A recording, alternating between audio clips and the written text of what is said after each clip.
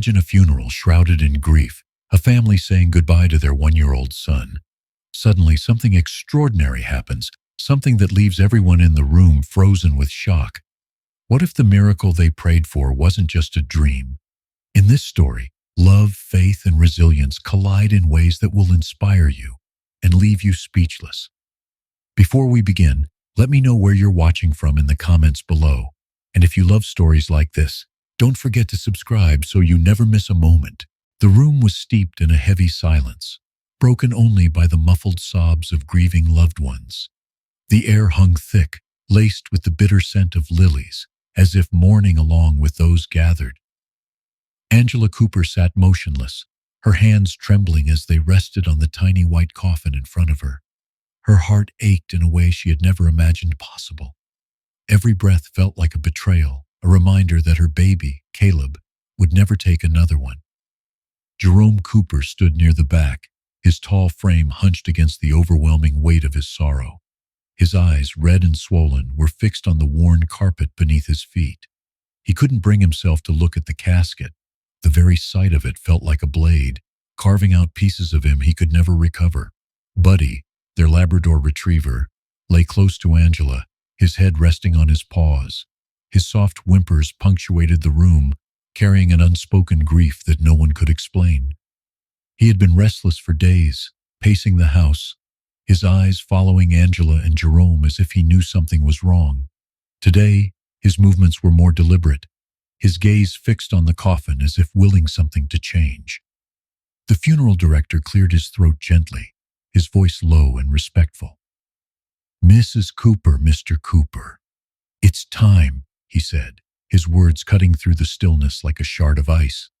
Angela's hands tightened on the edge of the coffin, her knuckles white as she leaned forward. "Not yet," she whispered, her voice cracking under the strain of her emotions. She didn't know what she was waiting for, but she wasn't ready to let go. "Just not yet." Jerome finally stepped forward, placing a hand on her shoulder. "Angela, we have to let him go," he said, his voice barely audible, as if speaking the words would make them real. His touch was firm but filled with a tenderness that betrayed his own breaking heart. As the funeral director moved closer, Buddy suddenly rose to his feet. The dog's ears perked up, his body rigid with a focus that startled everyone in the room. With a single leap, he was on the platform where the coffin rested. A collective gasp rippled through the mourners as Buddy placed his paw gently on the tiny hand visible among the flowers. Angela's breath caught in her throat. "Buddy, no!" she cried, moving to pull him away, but stopped mid-step. Her eyes widened as she saw it, a faint twitch of Caleb's tiny fingers beneath Buddy's paw. "Jerome!" Angela screamed, her voice raw with a mixture of terror and hope. "His hand moved! Caleb's hand moved!" Jerome froze, his mind racing to comprehend her words. He stepped closer, his pulse hammering in his ears. "Angela, are you sure?" he asked, his voice trembling as his eyes darted between her and the coffin. "Look!" she exclaimed, pointing with a shaking hand. Jerome leaned down, his face just inches from Caleb's lifeless form. His breath caught as he saw it too, a slight, almost imperceptible movement in Caleb's fingers. The room erupted in chaos. Mourners murmured in disbelief, some clutching their hearts, while others rushed to Angela's side. "Call an ambulance!" Jerome shouted, his voice cutting through the noise. "Now!" The funeral director fumbled with his phone, his hands shaking as he dialed. Meanwhile, Angela knelt by the coffin, her hands hovering over Caleb's as if afraid to touch him, afraid the moment might disappear. "Caleb," she whispered, her voice breaking. "Can you hear me, baby?" Buddy barked sharply, his tail wagging for the first time in days, as if to confirm what everyone was too afraid to believe. Minutes felt like hours as the paramedics arrived, their faces etched with a mixture of professionalism and disbelief. One knelt by the coffin, carefully checking Caleb's pulse. He looked up, his expression a blend of astonishment and urgency. "We have a pulse," he said. "It's faint, but it's there." Angela collapsed into Jerome's arms, her sobs shaking both their bodies. "He's alive!" she cried over and over, as if saying it would make it more real. As Caleb was carefully lifted from the coffin and placed onto a stretcher, Buddy followed closely, his gaze never leaving the boy. The once somber atmosphere of the room had shifted, replaced by a strange mix of confusion, hope, and awe. Jerome held Angela tightly, his own tears finally falling as the ambulance doors closed. "This isn't over," he murmured, his voice filled with determination. "We'll do whatever it takes to bring him back fully." Angela nodded, her hand clutching the small blanket that had been draped over Caleb. "We will," she whispered. "We'll fight for him." Buddy let out a low, steady whimper as the ambulance pulled away, his eyes reflecting a depth of understanding that no one could explain. The room emptied slowly, the mourners leaving in stunned silence, each carrying with them the weight of what they had just witnessed. The Coopers' fight for Caleb had only just begun. The ride to the hospital was a blur of flashing lights and muffled sirens. Angela clung to Jerome's hand in the ambulance, her knuckles white from the strain. Beside her, Buddy sat motionless, his gaze locked on Caleb, as if his presence alone could will the boy to stay alive. The faint pulse the paramedics had found was fragile, barely a whisper of life, but it was enough to ignite a glimmer of hope in the hearts of everyone present. The lead paramedic, a seasoned man with tired eyes, worked meticulously over Caleb's small, fragile body. "He's holding on," he murmured to Angela, his voice steady but lined with caution. "But we have to move fast. Every second counts." Angela nodded, tears streaming down her face. She couldn't take her eyes off Caleb's tiny chest, willing it to rise and fall with each labored breath. Her mind raced back to the morning of the funeral, replaying every detail, every missed sign. How had they not known? How had they been so close to saying goodbye forever? The ambulance screeched to a halt in front of the county hospital, a modest building with worn brick walls that had seen more tragedy than triumph. The paramedics rushed Caleb through the emergency entrance, leaving Angela and Jerome to follow behind, clutching each other for support. Inside, the sterile smell of disinfectant filled the air. Nurses moved quickly, their shoes squeaking on the linoleum floor. Caleb was whisked away to a treatment room, leaving Angela and Jerome standing frozen in the hallway. Buddy sat at Angela's feet, his tail thumping softly against the floor as if urging her to stay strong. Dr. Martin Reeves appeared moments later, his expression one of detached professionalism. "Mr. and Mrs. Cooper," he began, adjusting his glasses. "I understand your son has been declared alive, but I must caution you. This could be a misreading of residual nerve activity. It's not uncommon in cases like this." Angela's lips tightened, her grief and frustration bubbling to the surface. "Residual nerve activity," she repeated, her voice trembling. "Dr. Reeves, my son's fingers moved. His heart is beating. That is not a mistake." Reeves sighed, clearly unprepared for the force of her resolve. "We'll run some tests," he said dismissively, "but I don't want you to get your hopes up." As Reeves walked away, Angela's shoulders sagged. Jerome placed a hand on her back, his own frustration evident. "Don't let him shake you," he said softly. "Caleb's alive, Angela. We saw it. We felt it." A gentle voice interrupted them. "Mrs. Cooper?" A young nurse, Ella Hughes, stood nearby, her face full of quiet empathy. "I'll be helping with Caleb's care. I promise to do everything I can." Angela turned to Ella, clinging to the sincerity in her words. "Thank you," she whispered, her voice barely audible. Hours passed like days in the cold, unforgiving waiting room. Angela paced the floor, her mind racing with prayers and fears. Jerome sat slumped in a chair, his head in his hands, replaying every decision that had led them here. Buddy remained a steady presence, his calm demeanor grounding them both. Finally, Dr. Wilson arrived. He was older, with a kind face lined by years of experience. "Mr. and Mrs. Cooper," he said, his tone warm but professional. "I've reviewed Caleb's initial tests, and I want to assure you, this is not a mistake. Your son is alive." Angela gasped, clutching Jerome's arm as tears of relief spilled down her cheeks. "But what does that mean for him?" she asked. "Will he be okay?" Wilson's expression softened. "It's too early to tell. Caleb's body is weak and there could be complications, but he has a fighting chance. That's more than many children in his condition ever get." The words "fighting chance" echoed in Angela's mind, sparking a determination she hadn't felt in days. She would fight for Caleb no matter the cost, no matter the odds. Inside Caleb's treatment room, the scene was both heartbreaking and hopeful. His tiny body was connected to an array of machines, each beep a reminder of his fragile grip on life. But there, beneath the sterile light, his chest rose and fell in a rhythm that brought Angela to her knees in gratitude. Jerome stood silently beside her, his hand resting on her shoulder.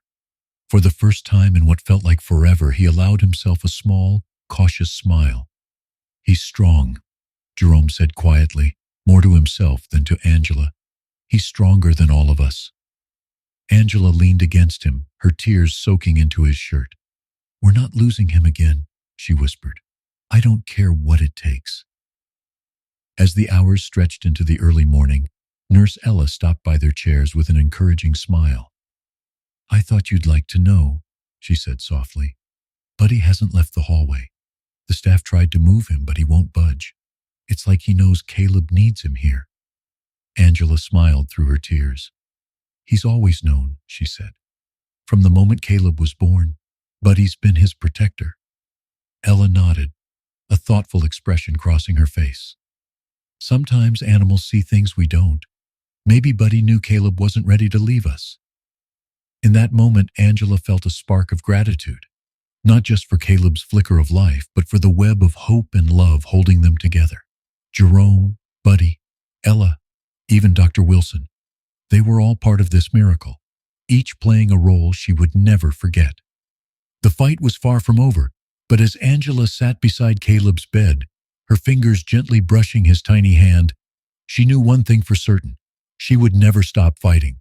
The faint rhythm of Caleb's breath, bolstered by the steady hum of hospital machines, became a fragile lifeline for Angela and Jerome.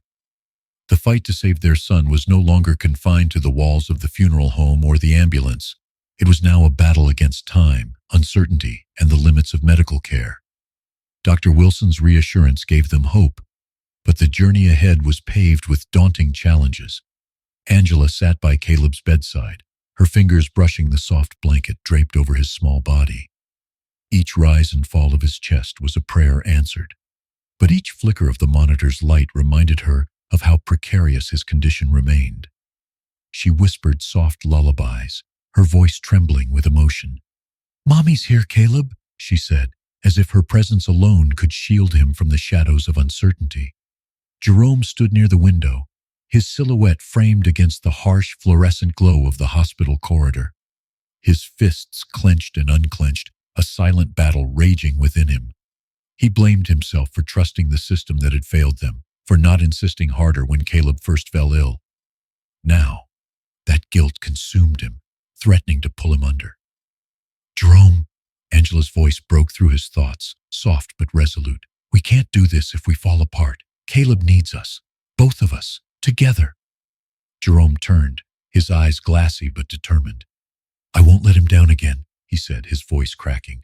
"I promise you, Angela, I'll fight with everything I've got." Their resolve was tested almost immediately. Caleb's condition fluctuated wildly over the next 48 hours, sending shockwaves of fear through his parents with every beep of the monitors. Dr. Wilson remained a steady presence, tirelessly adjusting treatments and offering measured updates. His calm demeanor masked the urgency of the situation, but Angela could see the tension in his eyes. "The next 24 hours are critical," Dr. Wilson explained during a hushed conversation in the hallway. "Caleb's body is responding, but we need to watch for any signs of organ stress or neurological complications." Angela nodded, clutching Jerome's hand for strength. "He's a fighter," she said, her voice steady despite the tears brimming in her eyes. "We just need him to hold on." Inside the room, Buddy lay at Caleb's feet, his head resting on the cold tiles. The nurses, initially skeptical of allowing a dog in the ICU, had relented when it became clear that Buddy's presence calmed Angela and Jerome, and perhaps Caleb too. Buddy's quiet, watchful demeanor earned him an almost reverent respect among the staff. "That dog is something special," Nurse Ella remarked one evening, pausing to stroke Buddy's fur. "It's like he knows Caleb needs him more than ever." Angela smiled faintly, her hand resting on Caleb's. "He's been Caleb's guardian since the day he was born. I don't think he's ever left his side." Not really. Ella's kind expression darkened as she hesitated, her next words hanging in the air. Angela, there's something you should know, she began carefully. I've been reviewing Caleb's medical records. Everything from his first admission, there are discrepancies. Tests that should have been done but weren't. Notes that don't add up. Angela's brow furrowed, her heart sinking at Ella's revelation. What do you mean? She asked, her voice barely a whisper. I mean, Ella continued, her tone edged with quiet anger. Dr. Reeves made critical errors in Caleb's initial care. If he'd taken the time to run even basic diagnostics, Caleb's condition might never have reached this point. Angela's stomach twisted as rage bubbled beneath the surface of her grief. Why didn't he? She demanded, her voice rising. How could he ignore my son's symptoms? Jerome, who had overheard the conversation, stepped closer, his jaw tight with barely contained fury. Because he didn't care, he said bitterly. We were just another case to him, another box to check. But that negligence almost killed our son. Ella placed a comforting hand on Angela's shoulder. You have every right to be angry, she said softly. But right now, Caleb needs you focused on him. There will be time for questions, time for accountability. Angela swallowed hard, forcing herself to nod. Thank you, Ella, she said, her voice steady but laced with determination. We'll deal with Dr. Reeves, but not until Caleb is out of danger. The days dragged on, each hour marked by small victories and terrifying setbacks. Caleb's pulse strengthened, only to falter again. His temperature stabilized, then spiked without warning. Jerome began keeping a journal, chronicling every development, every treatment, and every interaction with the medical staff. We'll need this, he explained to Angela. When the time comes, we'll need every detail. Angela admired his resolve, but her focus remained solely on Caleb. She spent every waking moment at his bedside, whispering words of encouragement and stroking his tiny hand. You're so strong, my love, she murmured one evening, her tears falling freely. We're going to get through this, I promise. Buddy stirred at her feet, his ears twitching as he lifted his head to watch Caleb. Angela reached down to scratch behind his ears, drawing comfort from his unwavering presence. You know, don't you? She said softly. You always know.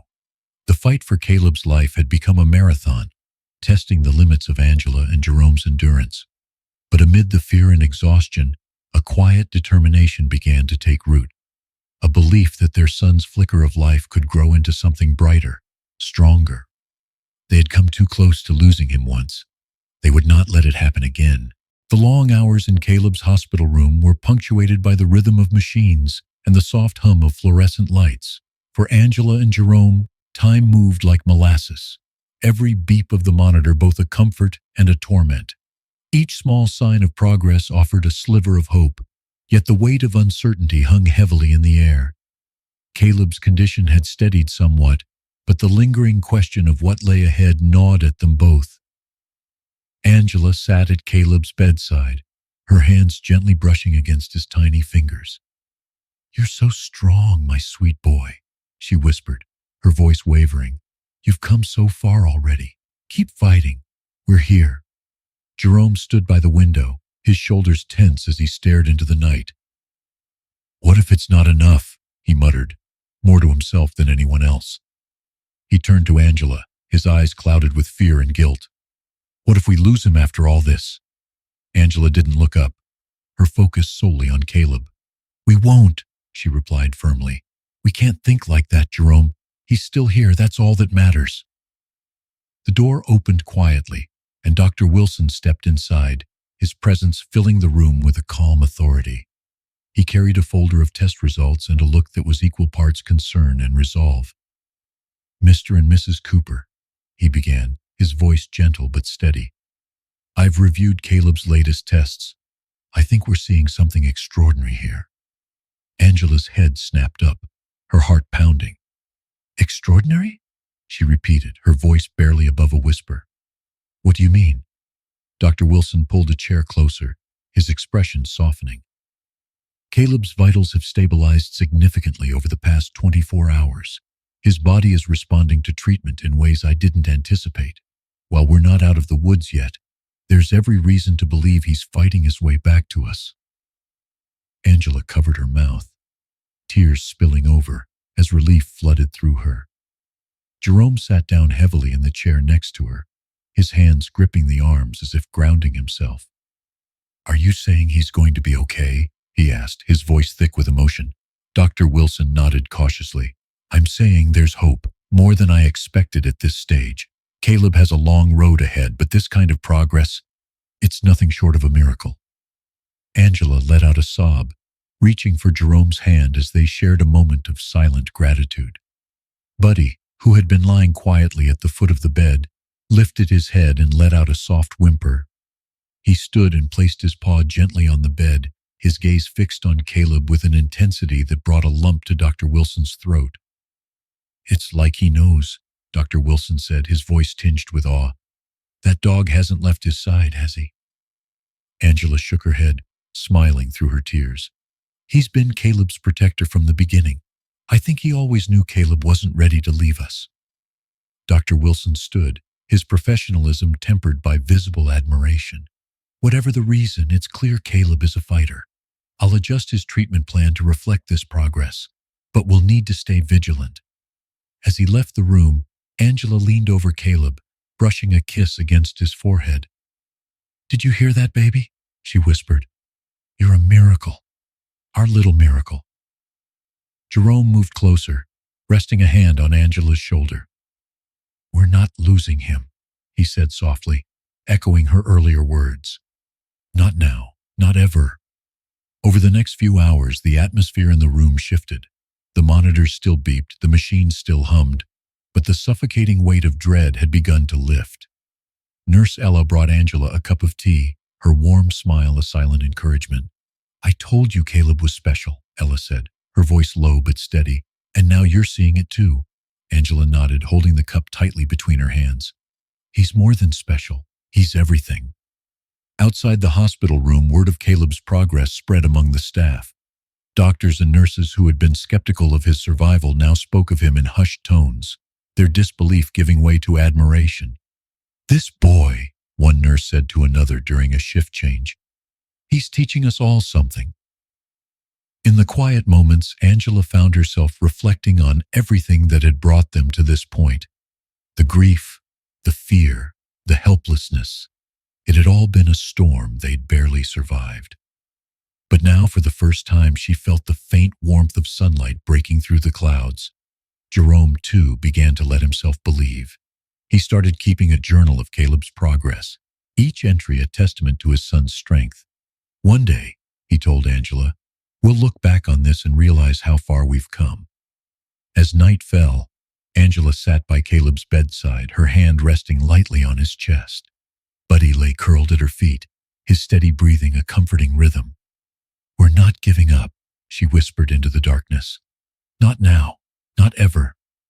And Caleb, as if hearing her words, let out the faintest sound, a soft, almost imperceptible sigh that filled the room with hope.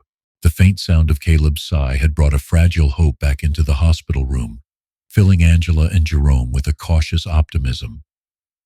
But as Caleb's small body continued to fight, the shadows of what had brought them to this point began to emerge.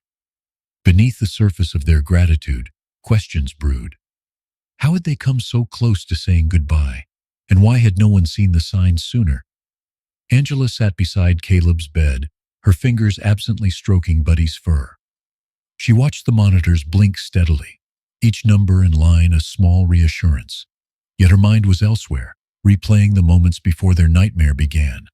The doctor's rushed dismissal, the long hours of waiting, the helplessness that had consumed them when Caleb's condition worsened. A tightness formed in her chest as those memories resurfaced. "I need answers," she said suddenly, breaking the silence. Her voice was steady, but her eyes brimmed with a quiet fury. Jerome looked up from the journal he had been keeping, his pen pausing mid-word. "Answers?" he asked, though he knew exactly what she meant. Angela turned to him, her expression firm. "Dr. Reeves, the hospital. Someone needs to explain why Caleb was dismissed like he wasn't worth the time. We almost buried our son, Jerome."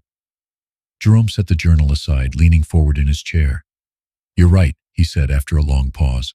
But let's focus on Caleb first. He's what matters right now. Angela nodded reluctantly, but didn't let go of her resolve. Once he's stable, she said, her voice firm, we're not letting this go. That evening, Nurse Ella entered the room carrying a tray of medication for Caleb. Her presence had become a source of comfort for Angela and Jerome, her genuine care for their son evident in every interaction. But tonight there was a tension in her expression that didn't go unnoticed. Ella? Angela asked cautiously. Is everything all right? Ella hesitated, glancing at Caleb before meeting Angela's gaze. There's something I need to tell you, she said quietly. Something I think you deserve to know. Jerome straightened in his chair, his brow furrowing. What is it? He asked. Ella set the tray down and took a seat across from them. I've been looking into Caleb's initial admission, she began, her tone carefully measured. And there are inconsistencies in the records, tests that were marked as completed but weren't, notes that seem incomplete. Angela's hands gripped the armrests of her chair. Incomplete? She repeated, her voice rising slightly. What are you saying, Ella? I'm saying that Caleb's condition should have been caught earlier, Ella replied, her voice tinged with frustration. Dr. Reeves didn't run the tests he should have. He dismissed Caleb's symptoms as something minor without taking a closer look, and because of that, your son's condition worsened. Jerome stood abruptly, pacing the small room. Are you telling me this was preventable? He demanded, his voice heavy with anger. Ella nodded slowly. It's possible. I can't say for sure, but there's enough here to warrant further investigation. Angela's breath hitched as the weight of Ella's words sank in. He was supposed to protect Caleb, she whispered, tears welling in her eyes. We trusted him. Jerome placed a hand on her shoulder, his own frustration evident in his tense posture. We'll deal with this, he said firmly. But right now, Caleb needs us focused. Ella stood, her expression sympathetic. I know this is hard to hear, she said gently, but I'll help you however I can. Caleb deserves better, so do you. As Ella left the room, Angela buried her face in her hands, her shoulders shaking with silent sobs. Buddy nudged her leg gently, his warm presence grounding her. Jerome knelt beside her, wrapping an arm around her trembling form. We'll get through this, he murmured, one step at a time. The following days brought both progress and tension. Caleb's vitals continued to improve, but the knowledge of Dr. Reeves' negligence lingered in the back of Angela and Jerome's minds. They began to notice details they had overlooked before, disorganized charts, rushed explanations, and a lack of follow-through from certain staff members. Angela kept a list, documenting every inconsistency she observed. This isn't just about Caleb, she said to Jerome one evening. If this happened to him, it's happening to others. We can't let it continue. Jerome nodded, though his focus remained on Caleb. I know, he said, but first we get him out of here. Meanwhile, Buddy's unwavering presence became a source of inspiration for both the family and the hospital staff. Nurses and doctors often stopped to marvel at the dog's calm demeanor and protective instincts. I've never seen anything like it, one nurse remarked. It's like he's part of the team. Angela smiled faintly as she watched Buddy rest beside Caleb's bed. He's always been more than a dog, she said softly. He's family. As Caleb's condition continued to stabilize, Angela and Jerome began to prepare for the next step. Their fight for their son was far from over, both in the hospital and beyond. The realization of Dr. Reeves's negligence hung heavily over Angela and Jerome as Caleb fought for his life in the ICU. While Caleb's condition steadily improved, the emotional weight of what had nearly been a fatal oversight began to take its toll. Angela channeled her anger into focus, determined to hold those responsible accountable, while Jerome wrestled with guilt and frustration. Their resolve, however, was bolstered by the unyielding love and support that began to surround them. In the quiet hours of the morning, Angela sat in the hospital chapel, her hands clasped tightly in prayer. The faint light of a single candle flickered before her, casting soft shadows on the worn pews. Please, she whispered, her voice trembling, please keep him with us. Give me strength to fight for him. The sound of soft footsteps echoed through the chapel. Pastor Isaiah Mitchell, a family friend and spiritual leader in their small Georgia town, approached quietly. "Angela," he said, his voice a steady warmth. "I came as soon as I heard." Angela looked up, her eyes red from exhaustion and tears. "Pastor," she said, her voice breaking, "I don't know what to do anymore. I'm scared, I'm angry, and I don't know how to keep going." Pastor Isaiah sat beside her, his large hands folded in his lap. "You keep going because Caleb needs you to," he said gently. "But you don't have to do it alone. The community is here for you. We always have been." Angela shook her head, a bitter laugh escaping her lips. "What can anyone do?" she asked. "They can't fix this. They can't undo what's already happened." "No," Isaiah agreed, his tone firm yet compassionate. "But they can stand with you. They can pray with you, and they can help you fight for justice. You're not alone, Angela." Later that day, Angela returned to Caleb's room, where Jerome sat reading aloud from Caleb's favorite picture book. Though Caleb's eyes remained closed, his breathing had grown stronger, and the faintest flicker of expression crossed his face as Jerome read. Buddy lay at Jerome's feet, his ears twitching with every sound. "Jerome," Angela said softly, stepping into the room, "we need to let people in. Pastor Isaiah wants to organize a prayer vigil for Caleb." Jerome looked up, his brow furrowing. "A vigil?" he asked. "Angela, I don't know if that's—" "It's not just for Caleb," Angela interrupted. "It's for us, for everyone who's been holding their breath since this started. We can't do this on our own, Jerome. We need them." Jerome hesitated, his gaze shifting to Caleb's small form. Finally, he nodded. "If it helps, Caleb, if it helps you, then okay." That evening, the parking lot outside the hospital filled with friends, neighbors, and even strangers who had heard Caleb's story. Candles flickered in the hands of dozens of people as they bowed their heads in prayer, their collective voices a hum of hope that rose into the night. Angela stood at the edge of the gathering, holding Jerome's hand tightly. Tears streamed down her face as she listened to the voices around her. These were the people who had brought casseroles when Caleb was born, who had cheered at his first steps, who had shared in the joy of his laughter. Now they shared her pain and her hope. Inside the hospital, Buddy sat upright at Caleb's bedside, his ears perked. The soft glow of the vigil outside seemed to fill the room, casting a warmth over Caleb that Angela and Jerome couldn't explain. Nurse Ella paused at the door, watching the scene unfold with a quiet reverence. "I've seen a lot in this job," she whispered to another nurse. "But this feels different." Over the next few days, the vigil grew into something larger. People from neighboring towns arrived, bringing meals for the family and offering words of encouragement. Local businesses raised money to help cover Caleb's mounting medical bills, and Pastor Isaiah's small congregation worked tirelessly to organize support. Yet not everyone shared in the family's hope. Skeptics whispered about the slim odds of Caleb's recovery, about the futility of prayers in the face of medical science. The murmurs reached Jerome, who had always been more pragmatic than Angela. "What if they're right?" he asked one evening, his voice low. "What if all of this is for nothing?" Angela turned to him, her eyes fierce. "They're not right," she said firmly. "Caleb is proof of that. He's still here, Jerome. He's still fighting, and we have to fight with him." Jerome nodded, his doubt fading under the weight of Angela's conviction. Together they returned to Caleb's room, where Buddy greeted them with a soft wag of his tail. "Hey, little man," Jerome said, leaning over Caleb. "You've got a whole army out there rooting for you. So keep fighting, okay? We're not going anywhere." The warm glow of the vigil had given Angela and Jerome a renewed sense of hope.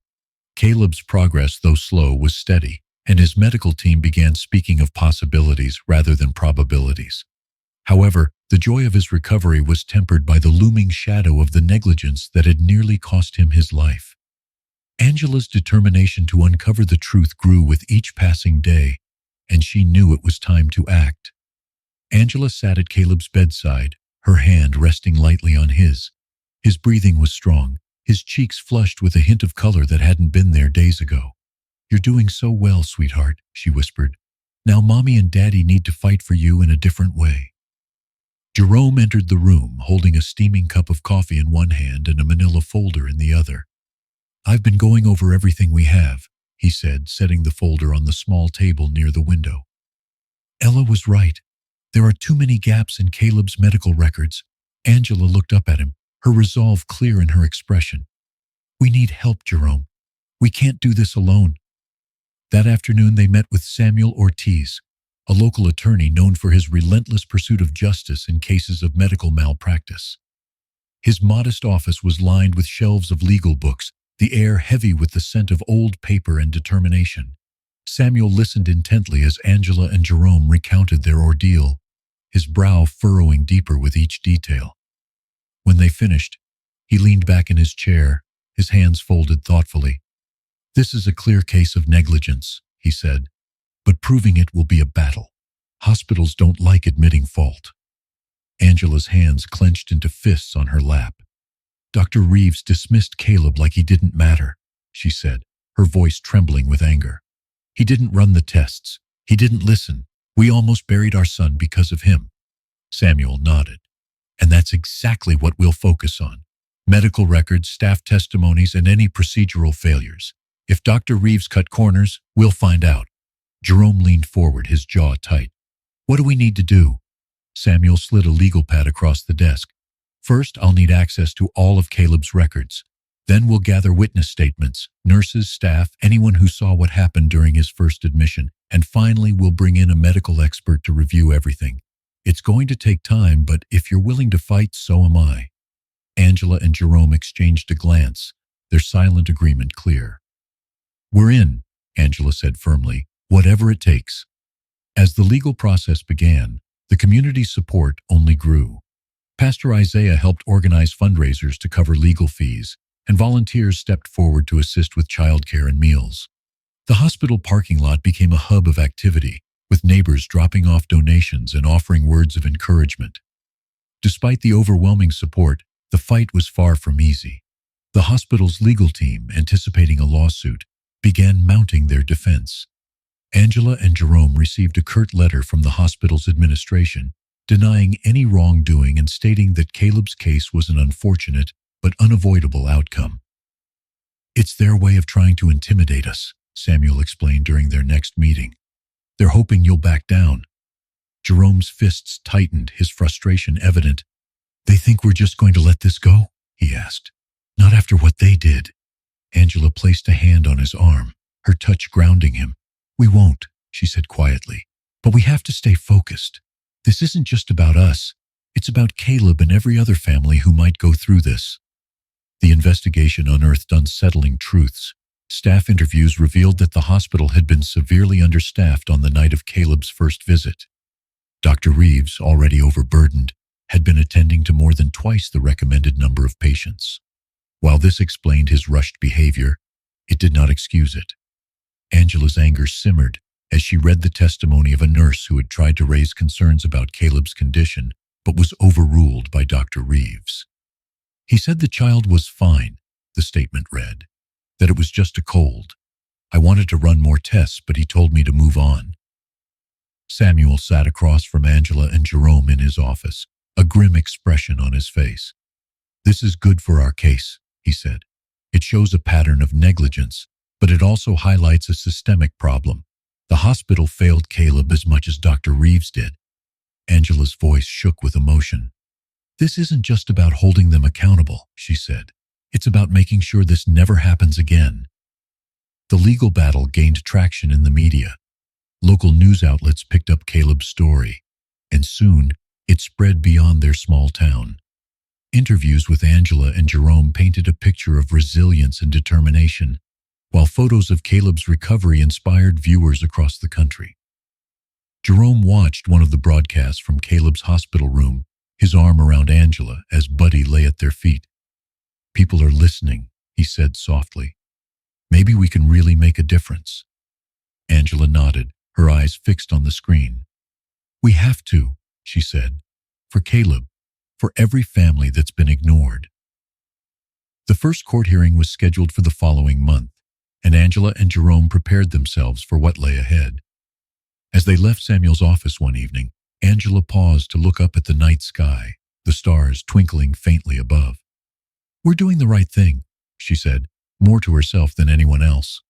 Jerome squeezed her hand. "We are," he agreed. "And no matter what happens, we won't stop fighting." The looming court battle cast a shadow over everything. But within the walls of Caleb's hospital room, a fragile hope continued to grow. Caleb's progress was steady, and with each small improvement, Angela and Jerome found themselves daring to dream of a life beyond the confines of the ICU. Yet, that hope was tempered by the knowledge of how close they had come to losing him and how much further they had to go. Angela sat by Caleb's bedside, watching his small chest rise and fall in a steady rhythm. The machines that once dictated the room's mood had become a quiet background hum. Caleb's color had returned, his cheeks rosy against the crisp white of his hospital blanket. Yet his eyes remained closed, and his body, though healing, was still frail. "You're stronger than anyone knows," Angela whispered, brushing a hand over his forehead. "One day, you're going to tell this story yourself, and everyone will see just how much of a fighter you are." Jerome entered the room, balancing 2 cups of coffee and a sandwich from the hospital cafeteria. "Any change?" he asked, his voice hushed but hopeful. Angela shook her head. "No change is good," she said. "It means he's stable." Jerome nodded, setting the coffee beside her. "Stable is something I can live with," he said, though his restless pacing suggested otherwise. "Samuel called earlier. He said the hospital's lawyers are digging in their heels. They're claiming budget constraints and overworked staff as an excuse for what happened." Angela's expression darkened. "An excuse? They almost let our son die. That's not something you excuse." "I know," Jerome said, placing a hand on her shoulder. "But Samuel says it strengthens our case. It shows they knew about the issues and still failed to act. It's not just negligence, it's systemic failure." Angela's jaw tightened as her resolve solidified. "We'll make them see," she said, "for Caleb, for every child who's been ignored." Later that afternoon, Nurse Ella stopped by, her presence a comforting routine for Angela and Jerome. She carried a small stuffed bear, its soft fur a cheerful contrast to the sterile hospital surroundings. "For Caleb," she said, placing the bear beside him. "I thought he might like something to wake up to." Angela's eyes welled with tears. "Thank you, Ella," she said, her voice thick with emotion. "You've done so much for us, for him." Ella smiled, her gaze shifting to Caleb. "He's a special boy," she said softly, "and he's proving all of us wrong. Every day he's showing us what hope looks like." That evening, as Angela and Jerome sat quietly with Caleb, Buddy stirred from his spot at the foot of the bed. The dog rose slowly, his ears perking as he stepped closer to Caleb's side. Angela watched curiously as Buddy rested his head gently on the bed, his dark eyes locked on Caleb's face. "What is it, Buddy?" Angela asked, her voice a mix of curiosity and concern. Buddy let out a soft whimper, his tail wagging faintly. And then it happened. A small movement, barely perceptible but unmistakable. Caleb's fingers twitched, brushing against the blanket. Angela gasped, her hand flying to her mouth. "Jerome," she whispered urgently, "did you see that?" Jerome was at her side in an instant, his eyes wide with disbelief. "Caleb," he said softly, leaning closer.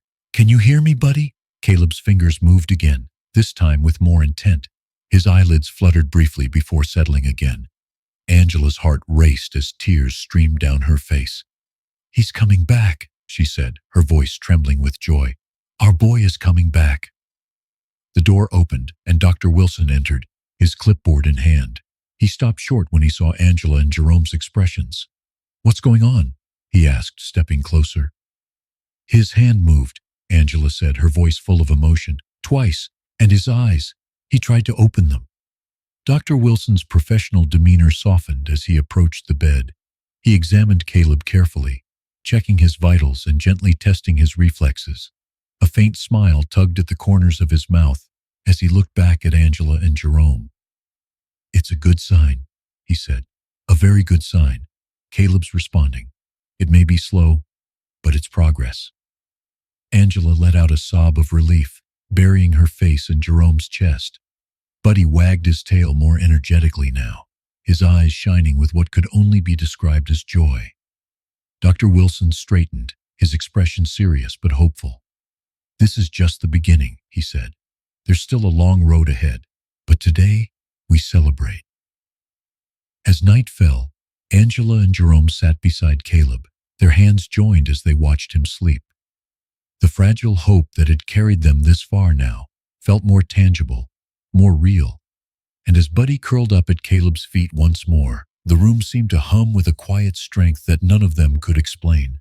Caleb's small movements had breathed new life into Angela and Jerome's weary hearts. The fragile hope they had clung to for so long began to feel stronger with every passing day. Caleb's recovery was no longer just a dream. It was a reality slowly taking shape. But as they celebrated his progress, the fight for justice against the negligence that had nearly claimed his life loomed larger than ever. In Samuel Ortiz's office, Angela and Jerome sat across from the determined attorney, stacks of documents spread out on the desk between them. The room buzzed with urgency as Samuel outlined their next steps. His sharp eyes scanned the pages of a newly obtained report, his jaw tightening as he read. "This report," Samuel said, holding up a sheet of paper, "is from the night Caleb was first admitted. It's incomplete. Vital information is missing. Details about his symptoms, observations, and even the timeline of events. This wasn't just an oversight. It was deliberate." Angela's eyes narrowed, her fists clenching on her lap. "Deliberate," she repeated, her voice trembling with anger. "You're saying someone tried to cover this up?" Samuel nodded grimly. "That's exactly what I'm saying. Dr. Reeves and the hospital administration were negligent, but they also tried to bury their mistakes. This changes everything." Jerome leaned forward, his expression dark. "What do we do with this?" he asked. "How do we make sure they're held accountable?" Samuel tapped the report with his pen. "We go public," he said. "The court of public opinion is just as powerful as the legal system. If we expose what happened to Caleb, we'll force their hand. They won't be able to sweep this under the rug." The weight of Samuel's words hung heavy in the room.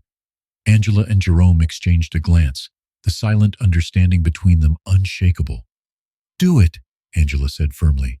"Whatever it takes, we'll stand behind it." Over the next week, Samuel worked tirelessly to prepare a press release, compiling the damning evidence they had gathered. The family's story was picked up by local news outlets, and soon it spread to national media. Headlines read, "Hospital negligence nearly claims child's life," and "Family fights for justice after medical cover-up."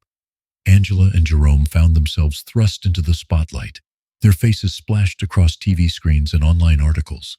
They sat for interviews, recounting the harrowing events that had brought them to this point. Each time, Angela's voice wavered with emotion as she described the moment Caleb was declared dead and the miracle of his revival. "We trusted the system to protect our son," she said during one interview, her hands trembling slightly. "But that trust was betrayed. No family should have to endure what we've been through." The response was overwhelming. Messages of support poured in from across the country. Parents, healthcare workers, and survivors of similar negligence shared their own stories, forming a chorus of solidarity. But the attention also brought scrutiny. The hospital's legal team issued a statement denying the allegations, calling them unfounded, and accusing the Coopers of exploiting their son's tragedy for attention. Jerome bristled as he read the statement on his phone. "Unfounded?" he said, his voice laced with disbelief. "They think they can just lie their way out of this?" Angela placed a hand on his arm, her own anger barely contained. "Let them try," she said. "We have the truth on our side, and we have Caleb."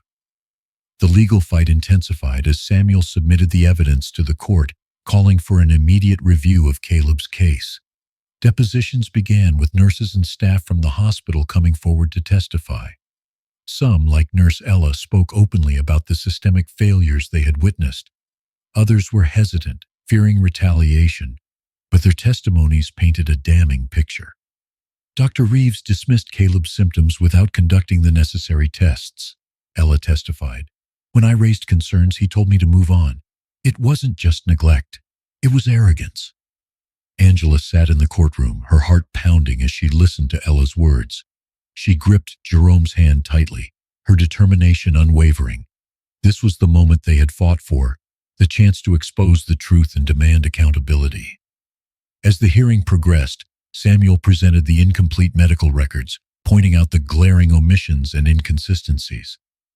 This isn't just negligence, he argued. It's a deliberate attempt to hide mistakes. The hospital prioritized its reputation over the life of a child. That is unacceptable. The judge, a stern woman with piercing eyes, leaned forward in her chair. "And what do you seek to achieve with this case, Mr. Ortiz?" she asked. Samuel glanced at Angela and Jerome before replying. "Justice, Your Honor, for Caleb, for the Coopers, and for every family that places their trust in a healthcare system that should never fail them." The hearing concluded with the promise of a full trial, and as Angela and Jerome stepped out of the courthouse, they were met with a crowd of supporters holding signs and chanting Caleb's name. Angela's heart swelled with gratitude as she saw Pastor Isaiah among them, leading a prayer for strength and justice. "Today was just the beginning," Samuel said as they walked to their car. "The truth is out now, and it's only going to get louder." Angela looked up at the sky, her resolve renewed. "We'll keep fighting," she said, "for Caleb, for all of us." The courtroom was packed to capacity as Angela and Jerome walked in, flanked by their attorney, Samuel Ortiz. The air buzzed with tension, a mixture of anticipation and apprehension. Journalists lined the back rows, their pens poised and cameras ready. The fight for justice had reached its crescendo, and the stakes had never felt higher. Angela's hands trembled as she clutched Jerome's arm. "It's finally happening," she whispered, her voice barely audible over the quiet murmur of the crowd. "They're going to hear everything." Jerome nodded, his jaw tight with resolve. "We've come too far to back down now," he said. "This is for Caleb." The opposing counsel sat at their table, their presence polished but cold. They represented the hospital and Dr. Reeves, who sat stoically, his expression unreadable. To Angela, he looked unrepentant, and her anger simmered beneath the surface. The judge entered, and the room fell silent as the bailiff called the court to order. Judge Harper, known for her no-nonsense demeanor, surveyed the room before addressing the court. "This case," she said, her voice firm, "is about more than one family's tragedy. It's about accountability and the duty of care that we expect from those entrusted with our lives." Samuel stood to make his opening statement, his presence commanding but compassionate.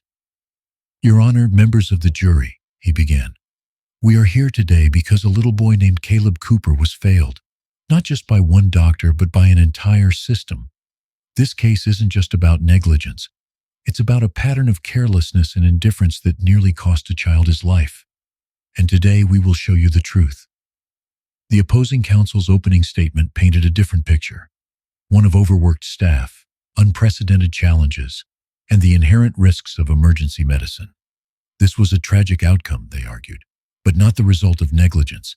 The hospital did its best under difficult circumstances. Angela's blood boiled as she listened, but Samuel placed a reassuring hand on her arm. "We'll dismantle that argument," he whispered, "piece by piece."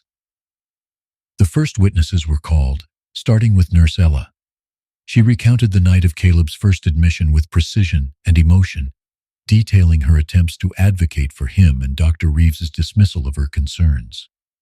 Her voice wavered only slightly as she described Caleb's symptoms and how they were overlooked. "Did you feel that Caleb's condition warranted further testing?" Samuel asked. "Yes," Ella said firmly, "but Dr. Reeves overruled me. He said it wasn't necessary." The opposing counsel tried to discredit her, questioning her judgment and implying that she was overstepping her role, but Ella held her ground, her calm demeanor lending credibility to her testimony. Next, Samuel introduced the incomplete medical records, pointing out glaring inconsistencies and omissions. "These records," he said, holding them up for the jury, "show a clear failure to follow standard procedures. Key tests were not performed. Critical observations were not recorded. This wasn't just an oversight, it was negligence." Dr. Reeves took the stand, his tone measured but defensive. He insisted that he had done his best under the circumstances, and that Caleb's case had been unusual and unpredictable. "Hindsight is always clearer," he said, "but at the time I made the decisions I thought were best." Samuel leaned forward, his gaze sharp. "Is it true," he asked, "that you were attending to over 30 patients that night?" "Yes," Reeves admitted, shifting uncomfortably. We were understaffed. And is it also true, Samuel continued, that you did not perform a full examination of Caleb or run the tests that could have identified his condition earlier? Dr. Reeves hesitated. I didn't believe they were necessary at the time. Samuel's voice hardened, and that belief nearly cost a child his life.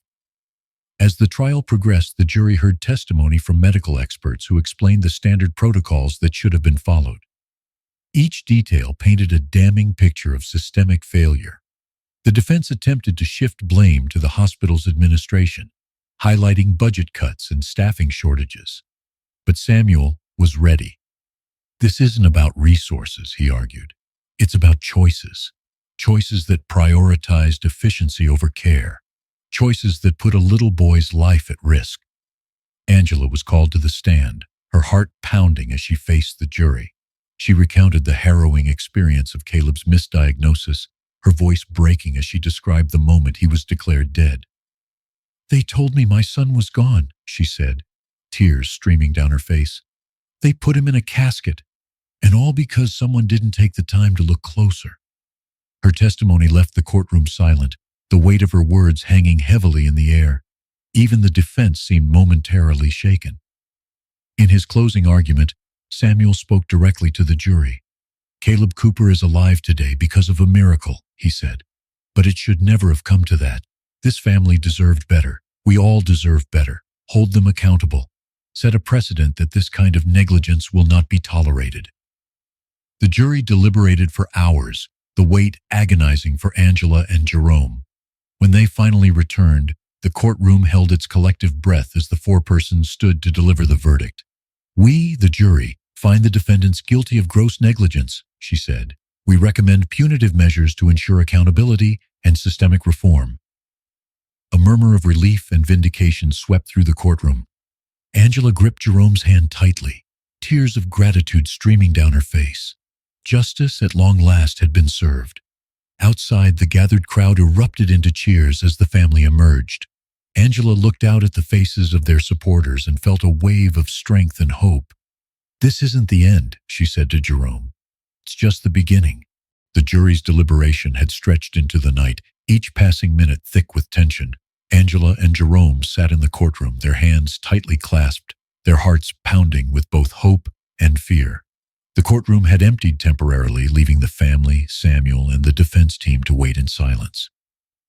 Angela stared at the empty jury box, her mind replaying the closing arguments. Samuel's words still echoed in her ears. "This case is about more than negligence. It's about a system that failed and the courage to demand better." She clung to those words as a lifeline. "What if it's not enough?" Jerome whispered, breaking the silence. His voice trembled, revealing the doubt he rarely let show. Angela turned to him, her expression unwavering. "It has to be," she said. "We've done everything we can.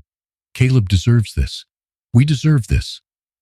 Buddy, lying quietly at their feet, lifted his head as the courtroom doors opened.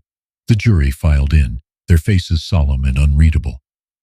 Angela's breath caught in her throat as she watched them take their seats. The foreperson stood, holding a sheet of paper in her hands. "All rise," the bailiff announced, his voice steady. Judge Harper entered the room, her sharp eyes scanning the courtroom before she took her seat. "You may be seated," she said. Turning to the jury, she asked, "Has the jury reached a verdict?" The foreperson nodded. "We have, Your Honor." "Please read the verdict," Judge Harper instructed. The room fell silent as the foreperson unfolded the paper, her voice clear and deliberate. "In the case of Cooper versus Memorial Regional Hospital and Dr. Alan Reeves, we, the jury, find the defendants guilty of gross negligence." Angela let out a sharp gasp, her hands flying to her mouth. Jerome gripped her shoulder, his own emotions bubbling to the surface. The foreperson continued, "We recommend punitive damages to be paid by the defendants and mandatory reforms to the hospital's patient care protocols." The courtroom erupted in murmurs, a mix of relief and astonishment. Judge Harper banged her gavel, calling for order. "The jury's decision has been heard," she said firmly. "This court will now proceed to sentencing recommendations." Samuel leaned toward Angela and Jerome, his voice low but triumphant. "We did it," he said. This is the accountability we fought for." The judge's next words sealed the moment.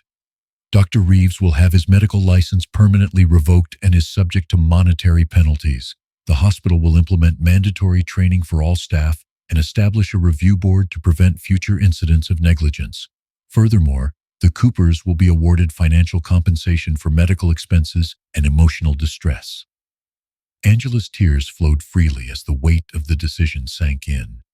Justice had been served, not just for Caleb, but for every family who placed their trust in the system. As the court adjourned, supporters in the gallery rose to their feet, applauding the Coopers' resilience and courage. Reporters surged forward, their cameras flashing as Angela and Jerome stepped out of the courtroom. Pastor Isaiah stood near the entrance, his hands clasped in prayerful gratitude. "You've shown the world what faith and determination can achieve," he said, his voice thick with emotion. Angela nodded, her heart full. "We couldn't have done it without everyone who stood with us." Later that evening, the family returned to Caleb's hospital room, where he lay peacefully, his recovery well underway. The room felt different now, lighter, freer.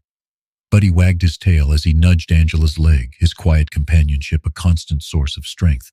Jerome placed a hand on Caleb's small chest, feeling the steady rhythm of his breathing. "It's over," he said softly. "We did it, little man." Angela leaned against Jerome, her exhaustion tempered by a deep sense of peace. "He'll never have to go through this again," she said, "and no other child should either." The night was quiet as the family sat together, the shadows of their struggle fading into the past. They had won not only a legal battle, but also a moral victory, proving that love, resilience, and unwavering faith could overcome even the darkest moments. The courtroom victory had lifted a heavy burden from Angela and Jerome's hearts. Justice had been served, and the systemic failures that nearly claimed Caleb's life were now exposed. Still, the battle had left scars, both emotional and physical, and as the family prepared to bring Caleb home, they knew the road to healing would be long.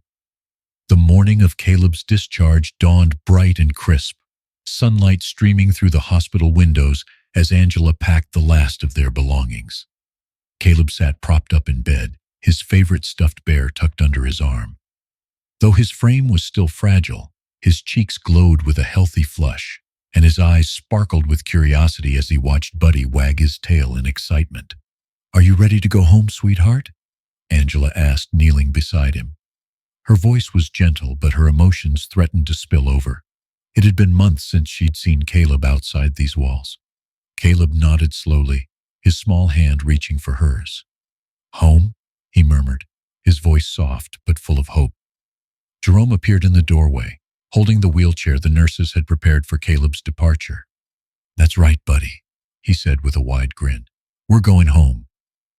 The hospital staff gathered to bid farewell, their smiles warm and genuine. Nurse Ella knelt beside Caleb, smoothing his hair affectionately. "You're a miracle, little one," she said. "Never forget how strong you are."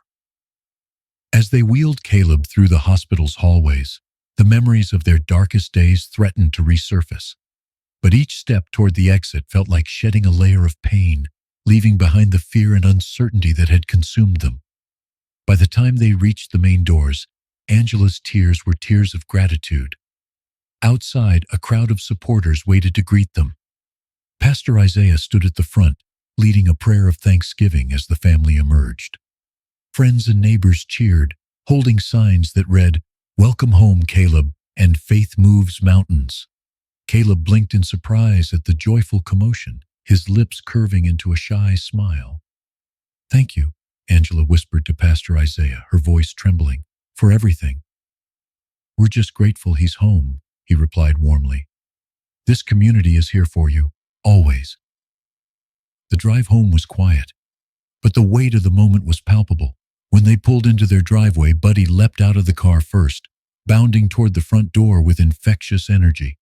Caleb giggled, his laughter filling the car like sunlight breaking through clouds. Inside, Angela had prepared everything to ensure Caleb's comfort. Soft pillows adorned the couch, and a table of Caleb's favorite snacks waited nearby. Yet what caught Caleb's attention most was the garden visible through the back window. His eyes lit up as he pointed toward it. Outside, he said softly. Angela and Jerome exchanged a glance, their hearts swelling. Jerome lifted Caleb gently, carrying him to the backyard where Buddy waited eagerly. As they stepped onto the grass, the fresh air seemed to invigorate Caleb, and he stretched his arms out wide as if to embrace the world. Buddy trotted over, dropping a well-worn ball at Caleb's feet. With Jerome's help, Caleb picked it up and tossed it a short distance. Buddy raced after it, his tail wagging furiously as he returned the ball to Caleb's lap. The simple act of play felt monumental, a testament to how far they'd come. Over the next few weeks, the family settled into a new rhythm. Caleb's recovery was slow but steady, his strength returning bit by bit. Therapy sessions became a routine, and each milestone, standing on his own, taking a step, laughing freely, was celebrated like a miracle. Through it all, Buddy remained by his side, his presence a constant source of comfort and encouragement. One evening, as the sun dipped below the horizon, casting a golden glow over the garden, Angela and Jerome sat together on the porch.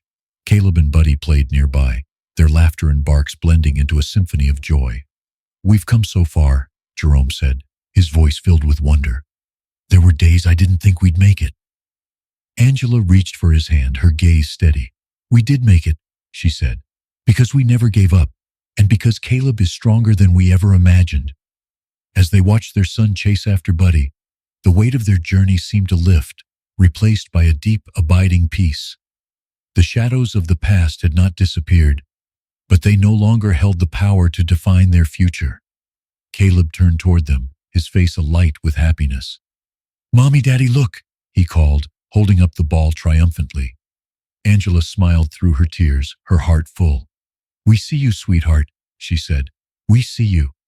For the first time in what felt like an eternity, their home was filled with laughter, love, and the promise of better days ahead.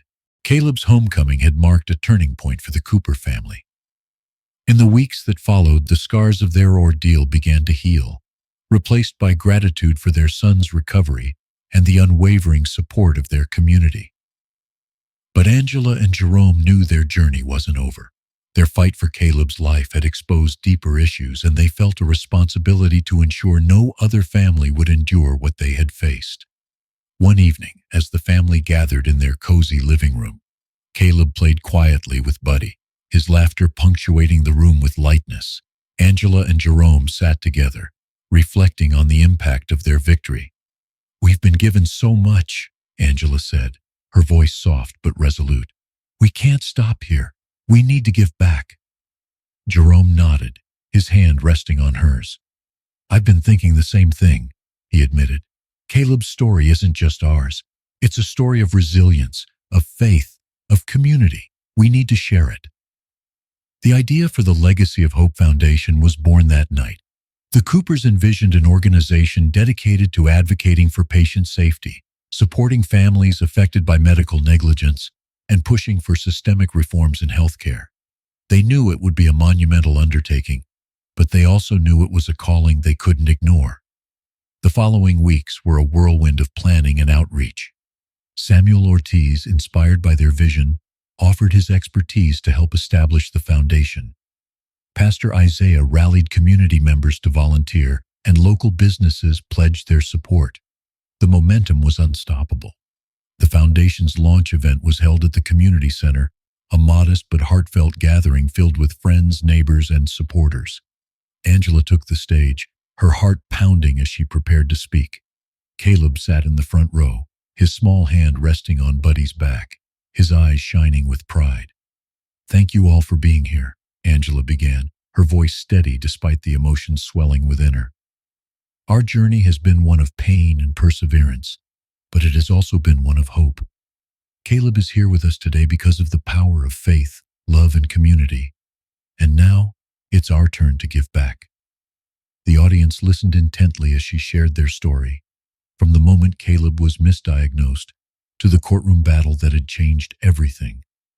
Her words resonated deeply, drawing tears and applause as she concluded. "The Legacy of Hope Foundation is more than an organization," Angela said. "It's a promise to fight for better care, to support those in need, and to ensure that no family ever feels alone in their darkest moments. Together, we can make a difference. The event raised enough funds to begin operations, and the foundation quickly became a beacon of hope in the community. They organized support groups for families, partnered with legal and medical professionals to offer resources, and launched a public awareness campaign on patient rights and hospital accountability. Caleb, though young, became the face of the movement. His infectious smile and miraculous recovery inspired countless families, reminding them that even in the darkest moments, there was light to be found.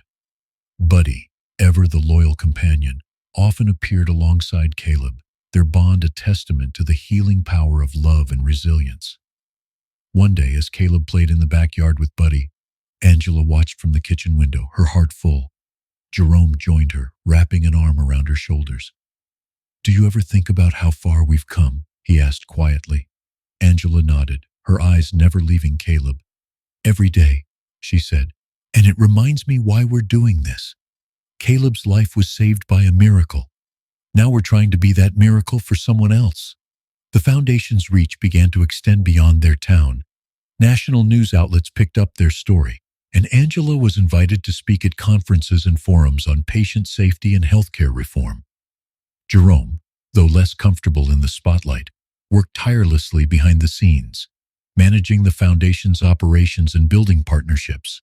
One evening, after a particularly moving event, Angela and Jerome sat together in Caleb's room, watching him sleep. Buddy lay curled up at the foot of the bed, his soft snores a comforting presence. "We've been through so much," Jerome said, his voice thick with emotion, "but it feels like we're finally at a place where we can make peace with it all." Angela smiled, her hand brushing Caleb's forehead. "It's not just peace," she said, "it's purpose. Caleb's life has already changed ours. Now it's changing the world." Years later, as Caleb grew into a strong and compassionate young man, the foundation flourished. Its impact reached families across the nation, and the Cooper's story continued to inspire change. Caleb often joined his parents at events, sharing his journey and the lessons it had taught him. On the foundation's 10th anniversary, Caleb stood on a stage beside his parents, addressing a crowd of supporters. Buddy, now older and slower, sat faithfully by his side. "My life was saved by the love of my family, the strength of a community, and the grace of a miracle," Caleb said, his voice steady and heartfelt. "But I know not everyone gets that chance. That's why we're here, to fight for those who can't fight for themselves and to remind everyone that hope is always worth holding on to." As the audience erupted into applause, Angela and Jerome exchanged a glance, their hearts swelling with pride. Caleb had become the embodiment of everything they had fought for, a living legacy of hope,